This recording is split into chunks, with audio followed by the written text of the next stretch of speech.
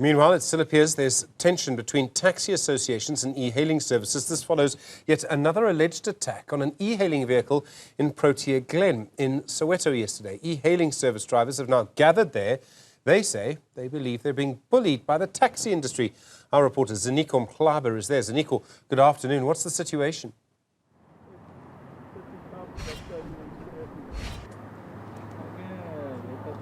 Good afternoon to you, Stephen. Yes, the situation is a bit calmer at this point, but frustrations and fears amongst both sides, the taxi services and the e-hailing services, are still very, very prevalent as we're engaging with both sides earlier on off camera. So the situation here, Stephen, is that there's an alleged attack. There was an alleged attack on two vehicles belonging to e-hailing services. One vehicle was vandalized and the other one was burnt to ashes. So that's the situation. So it is the feeling from the e-hailing services that they are not taken seriously in terms of being given the space they also need, and they feel they deserve to also operate within vicinities near townships malls. So let me bring in the e-hailing service representative here so that to get a sense from them directly.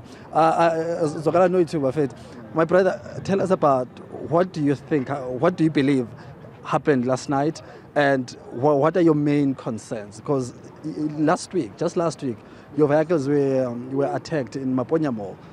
What's the situation? Actually, I don't know how I feel. I'm scared for my life. We're afraid for our lives. Concerned right now. Our vehicles is being burned. We don't know what's the main reason behind it. So everywhere we're going right now around the Soweto, we just scared of what might happen to me if I wake up and then I go up tomorrow trying to hustle. I might never come back. So that's our main concern right now, that what transpired at Maponya Mall, it triggered a lot of us that, guys, what is going on? How are we going to solve this? Because at the moment, we don't even know what's going on ourselves. We don't have answers. We need answers. Why our cars are being burned? I mean, talk to us about the trend in which this incident happened under. Have you figured out how they operate, how they infiltrate your services? But also going forward now, what are you doing to ensure that you are also safe, but also not, stamping on anybody's toes? The thing is that we also don't know. That's why we're seeking for answers, actually, so that we can be able to be safe. That's why we did what we did today, just to show that we also, the community of Soweto, we are grieving, we are crying for our safety, the safety of the people also inside the community within Soweto. We like deeply scared of our lives right now. We don't know what's going on. So you might find yourself driving along the road and then boom, your car is being burned. You don't know about whom. Let me bring in here your colleague here. My brother, I understand that the expressions, the feeling and the frustrations from Okal that side. Have you had any personal incident where your life was at risk, and what had happened in those incidents? Explain Yeah. we are not safe. We are safe at all. So that is why we decided to take action today, because this thing it was spread. It started with Maponya, nano kimo Protea Glen, Kenepentore Kuriko, Go Jablani Mole. So and I see we member attack and this attack is late. But good mole security, so security mole are fail leona. So our set na go alarm from way forward, and that is why it is ideal require mall, and then there was a mall. So that is why we always are in today. Or as Losarona, Sri Lanka, so as Suitlo, president, Suitlo, Barinke serious, because I think we serious. Every time since this thing here, hailing, I think we serious. Because but to badi taxi ba bua go bona di taxi sa gale di teng di taxi, so ka se fihla di e hailing ona no ya fihla nka take over for transportation. So ha le bua le bona batho ba di-taxi ba reng go lona di-conversation tsa lona le bona di tsamaya jwang, government o reng, maphoisa a reng ka situation ba re solution ke eng yaanong?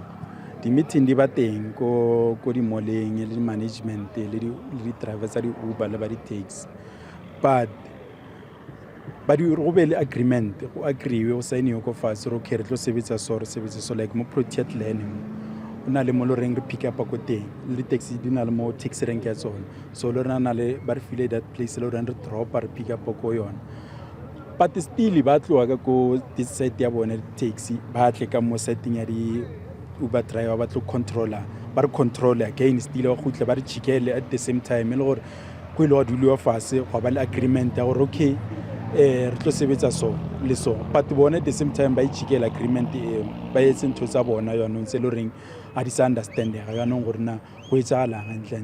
Okay, re understand gore na le meeting ya lona kaofela kaosane mo Orlando. What are you hoping to go clip down?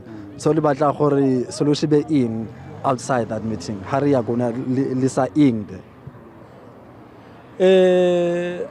yona no, cause ona le ba representant ba tlo yang kaosane ko bo representa bo ke bona ba tlo ba re buella for kaosane, then for no work so be sure, but abutena wa tseba go ke ena motho le rena le ko di meeting sa tsebang gore kaosane ona le info gore kaosane o tla etsa lang way forward.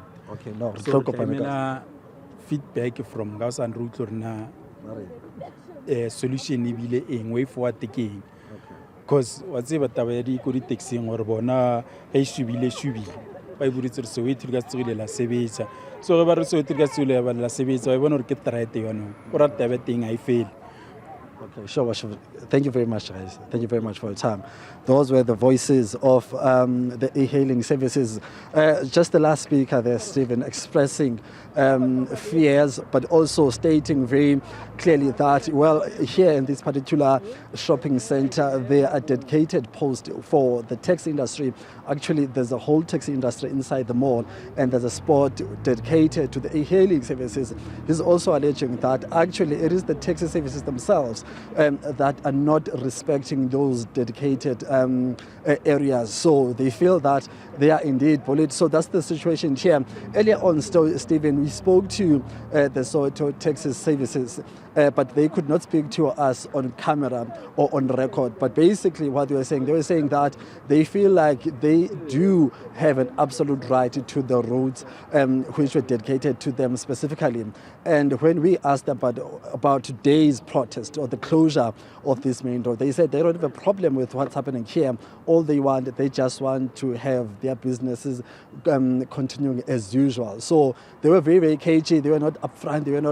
They did not want to give us any information or any clear stance on this particular matter. We understand that there will be a mass meeting tomorrow in Cape Town where the entire malls association and also e-hailing services and the taxi drivers themselves and reps from law enforcement officers will be meeting to iron out all these issues. So hopefully by tomorrow there will be some direction and there will be clear solutions as to what should be the way forward to make sure that there's peace between these two sides, Stephen.